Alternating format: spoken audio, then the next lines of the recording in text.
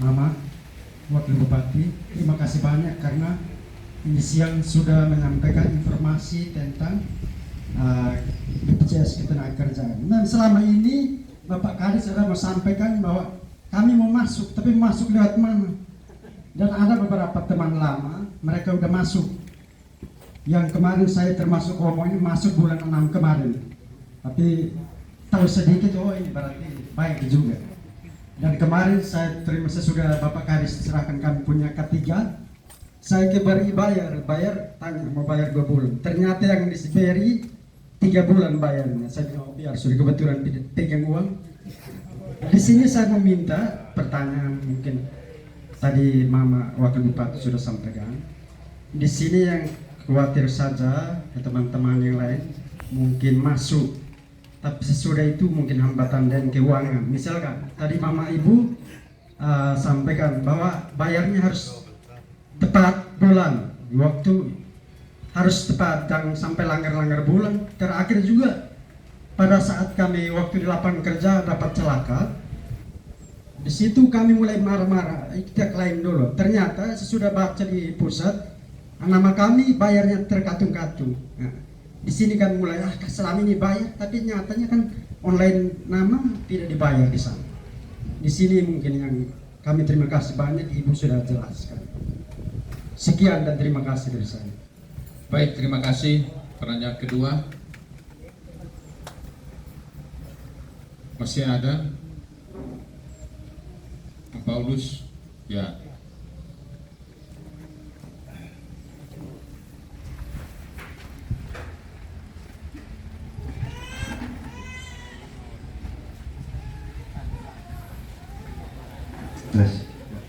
Selamat siang, Ibu. Langsung saja, Ibu. Soal BPJS Ketenagakerjaan, saya sudah masuk. Seperti yang tadi dijelaskan oleh Ibu bahwa memang keterlambatan akhirnya harus mengaktifkan kembali. Itu terlambatnya 2 bulan, memasuki bulan ketiga. Saya tanya ke petugas, katanya ini harus kasih aktif lagi. Kasih aktif lagi berarti yang pembayaran yang selama ini dikatakan tidak ini lagi, jadi harus dikasih aktif lagi kembali untuk jadi baru, diproses untuk baru. Jadi pertanyaan saya, Ibu, ini kalau yang kita sudah bayar terus kita terlambat, apa uang yang kita sudah bayar itu kita punya atau masih kita punya hak atau itu bagaimana, Ibu? Sedangkan keterlambatan kita harus mengurus untuk proses baru lagi.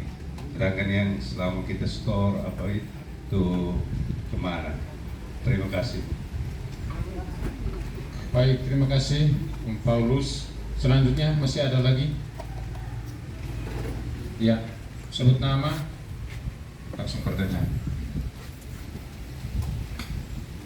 Baik, selamat siang untuk kita semua. Nama saya Octavianus Nube. Pertanyaan saya, Ibu, saya kan sudah masuk ya 16.000. Apakah bisa diganti untuk 36.000? Baik, terima kasih.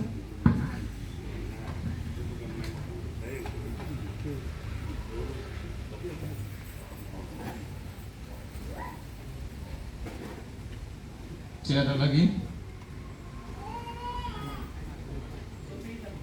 Ya, silahkan, terhalang dari sebut nama.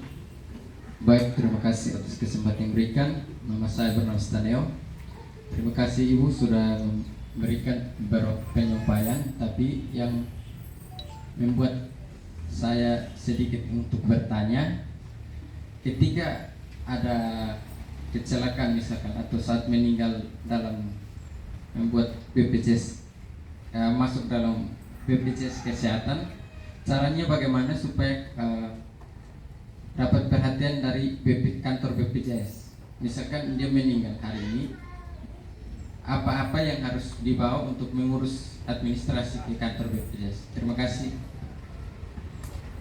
Baik, terima kasih Barnabas. Yang terakhir, kalau masih ada dari teman-teman AS ASN?